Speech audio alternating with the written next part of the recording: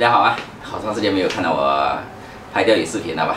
这个其实也是有原因的啊。在夏季的时候啊，你们可能较多的看的是我的路亚视频啊；秋季的时候呢，看到我是发钓的视频啊；冬季的话呢，实在是有点尴尬啊。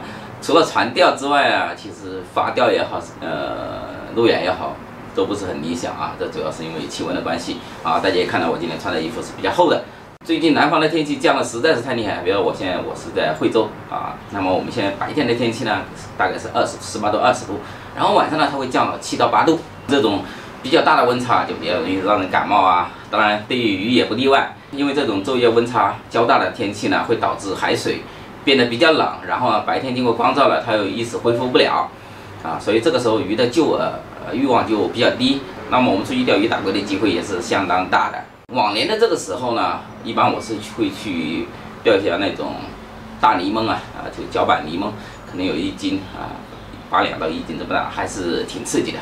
现在就等过几天天气转好一点，就昼夜温差没这么大的时候，然后继续钓鱼吧。工作之余或者是休假的时候呢，把自己脑袋里面的一些小思路拿来手工完成一下。